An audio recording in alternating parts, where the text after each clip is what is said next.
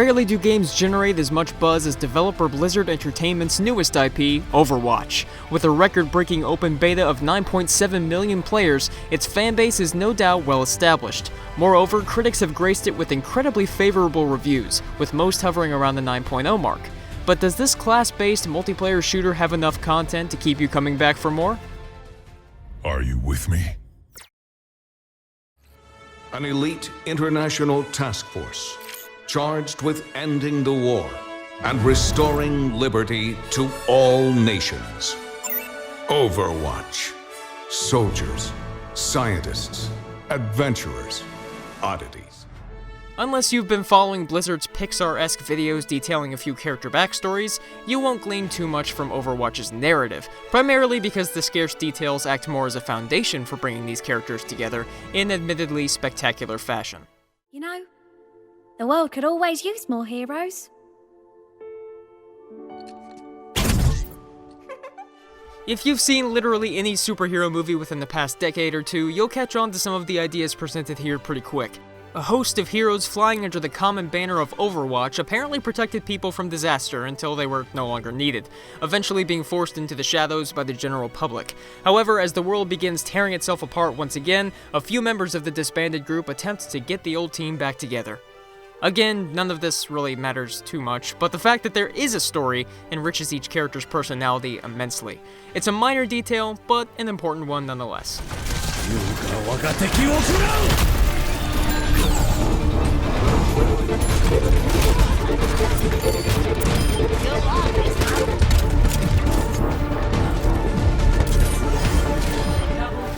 Overwatch is a class-based first-person shooter. Think Team Fortress 2 with more nuanced abilities and a greater emphasis on teamwork. You and your team of 6 will be asked to capture control points, escort payloads to their destinations, and take out as many enemy players as you can in order to stop them from accomplishing their goals.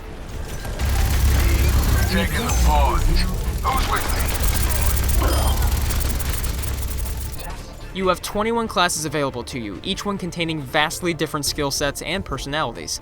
Each class is designed to be used in conjunction with another.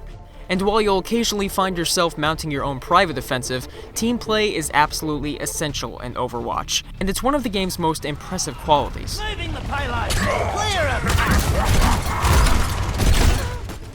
There's an undeniable balance to be found in each character design. The group healer is quick and mobile, but his gun is slow and largely ineffective. Reinhardt is a walking tank, but he has to get close in order to deal any significant damage.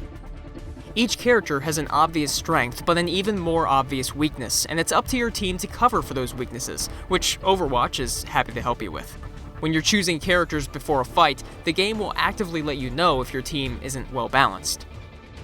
It's all about finding those key combinations, those characters who work well together and those who don't.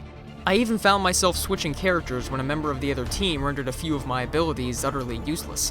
While you may latch on to a specific hero in Overwatch, it's amazing how the mechanics of the game are able to force you outside of your comfort zone. Fire in the hole!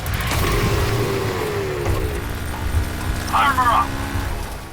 Switching characters during a critical point in a match can make the difference between a win and a loss, and that says a whole lot about how well the game is designed.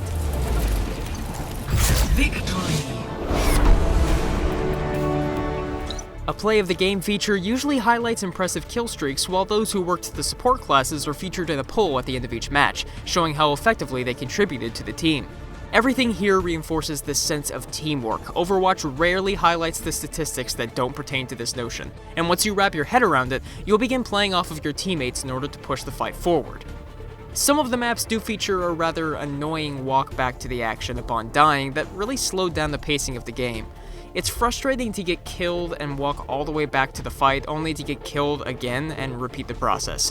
While this design does make sense in the grand scheme of the map and the objective, it's a fairly prevalent hindrance that made me regret picking a larger, less agile hero. And while there is a character whose special ability can minimize this annoyance, it's fairly rare.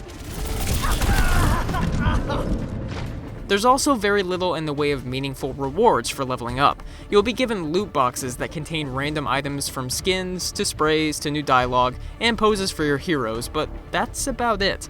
And the fact that it's random means that more often than not, you'll receive a new item pertaining to a hero that you don't even use a lot.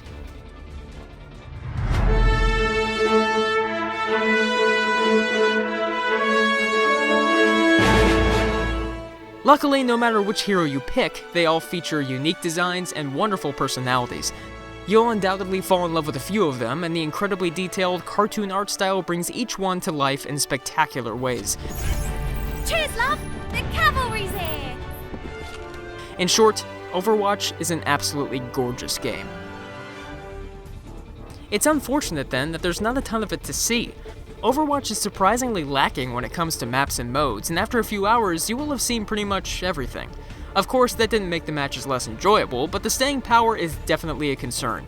At $60, Overwatch is definitely overpriced in its current state. However, Blizzard has promised free downloadable content in the form of new maps and heroes in the near future, which could make the investment a bit easier to swallow for those on the fence.